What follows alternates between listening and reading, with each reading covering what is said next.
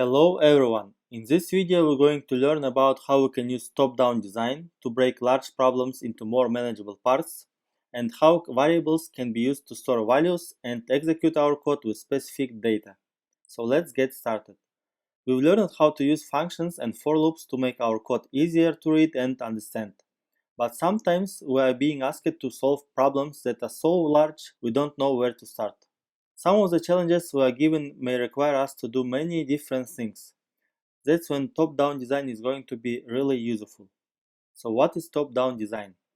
Well, let's say we are given a really large problem, something like a hosting class concert in your school. This is too big a challenge to finish all at once. So we can break it up into smaller parts. We can think of some smaller problems that compose a larger one. Some actions we would need to finish to host our concert would be the guests, scenario, and logistics. We can then break each smaller problem down even further, until we find some manageable tasks, such as who to invite to the concert, which number we will perform during the concert, and what time to tell the guests to arrive. Now we can start solving the smaller pieces of our problem that will add together to solve the larger one we are given. Let's see how top-down design can help us solve a complicated coding problem. In this example, we are asked to write a program which draws a chessboard with 8 rows and 8 columns. This may seem like a very difficult challenge, but we can use top-down design to break it into smaller, more manageable parts. Our task is to draw 8 rows. Each row has alternating 4 light yellow and 4 black squares.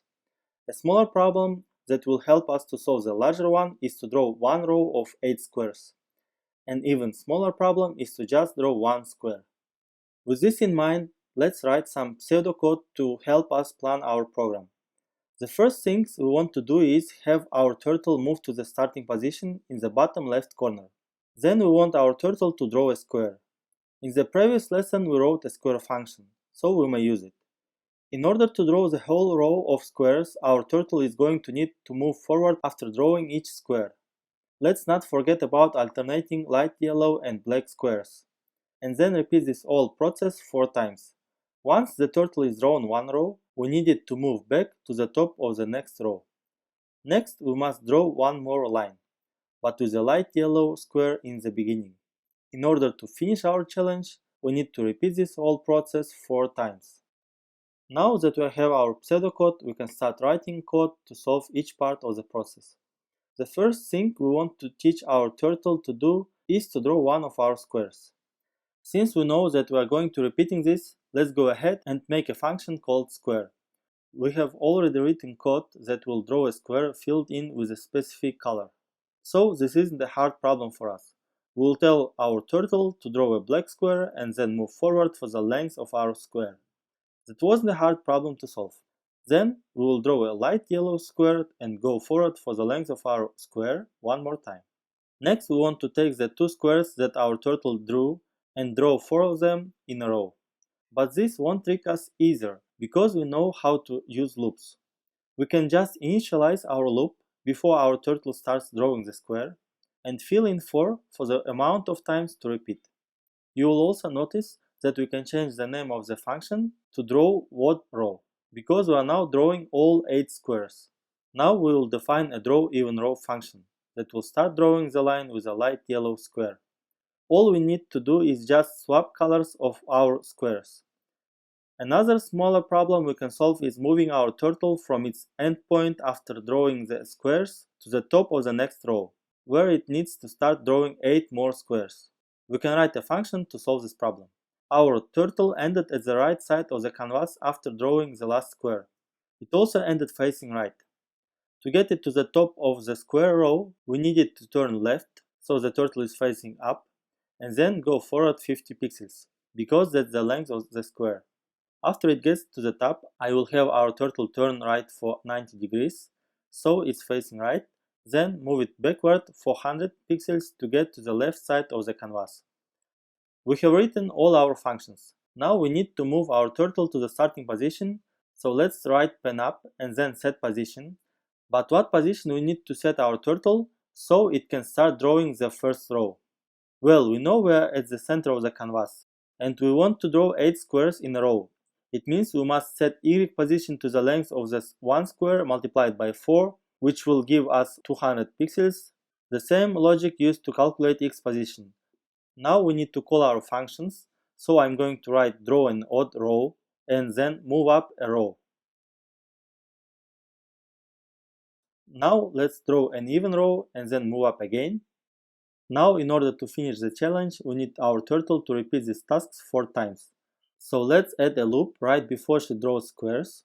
I can write for I in range 4 and indent my codes beneath. Let's see how that goes. Awesome, everything is correct. Now let's take a look at the variables. Variables give us the ability to store information that we can use in our code. This information can be text or number and can be altered in our code.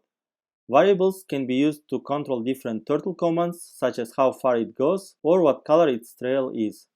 Before you use a variable, you need to give a name and assign it the value. Don't forget about our naming rules that we have studied in previous lesson. To use a variable, the first thing we need to do is assign it. We do this by writing the variable's name followed by an equal sign and then the value we want to assign it. To use the variable, we write its name wherever we want to use its value. In this case, we want the value of the circle radius variable, which is 50, to control the radius of our circle. So we plug it into our command where we would normally write the radius value. It's very important to remember that we cannot use a variable unless we have previously defined it. Once we create a variable, we can change its value throughout our code as much as we would like. Every time we give a variable a new value, we are overwriting the value it had before, so it means the previous value is lost. Each variable can only hold one value at a time. At the beginning of this code, we created a variable called circle radius and set its value to 25. So when we use the variable in line 3 to draw a circle, it will have a radius of 25. After we have drawn this circle, we are changing the value of the circle radius variable to 50 on line 4. So when we use this variable to draw another circle on the line 5, it will now have a radius of 50. On line 6, we are using an equation to change the value of our variable. We are taking the previous value of the variable, which is 50, and multiplying it by 2. So our variable now has a value of 100. When we use our variable for the last time on the line 7, our circle will have a radius of 100. When we run this code, our output will be 3 circles with radius values of 25, 50, and 100. We can also use variables as a text to change the color of our figures. For example, let's take a look at our square function. Before we call it, we can change the color of a square. But we can also make it by using variable. To do so, we must first of all define our variable by giving it a name. Let it be color square. Then we must assign value to it. Because the value of the variable is text, I have to write the value in quotation marks. Next, before calling the square function, I will write the color command and give it a value which is stored in the color square variable. By doing so, I can change the color of our square just by changing the value of the variable. Now let's see how we can use variables in more complicated problems. Let's get back to our chessboard program. Let's rewrite our program by using variables. First of all, we must decide which variables we will use and for what purposes. So, we need the length of the squares. In our program, it is equal to 50. Then we need to define n variable that will store how many rows of the chessboard we want. In our case, n is equal to 8. Then we can also define two colors of squares. Let the color 1 be black and the color 2 be light yellow. Don't forget about quotation marks. Now we need to replace these variables instead of numbers and text in this program. First of all, let's take a look at our square function. In this function, we have a forward 50 command. So let's replace the number 50 with a variable called length. Next, we have draw odd row function.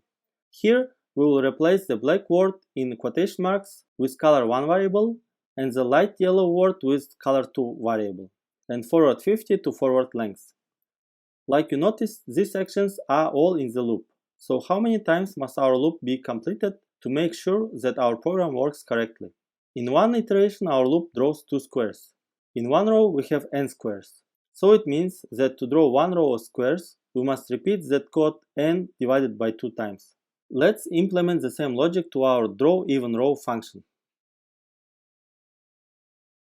In the moveup command, we will replace 50 with length, but what will be the replacement to the 400? To answer this question, first of all, we must review how we calculated 400 in the first place. We did that by multiplying the length of square with the number of squares in a row. So instead of 400, we will write n multiplied by length. We have done with our functions. Now let's go to the set position command. Here we have negative 200 for the x and y coordinates. But how did we calculate these numbers in the first place? We notice that our turtle is at the center of the canvas. It means we must go backward for the half of the board. The length of the board is n multiplied by length, and the half of it will be n multiplied by length divided by 2. So we will replace negative 200 value with negative n multiplied by length divided by 2. And let's go to the last loop in our program. This loop will be completed n divided by 2 times using the same logic as in the function where we have drawn the rows. That's all. Now let's run our program. To make our program faster, let's change the speed to the 0 as well. As you can see, everything is correct. Now I can play with my variables to draw different types of chessboard. For example, I want the square length to be 100 pixels. And I want the chessboard with 4 rows and 4 columns.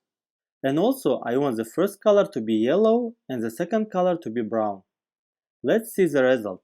Like you can see, our chessboard has 4 rows and 4 columns, and also colors have changed. And one more thing to mention is that our board is centered. We made this beautiful program using variables. I hope you enjoyed what we have done so far.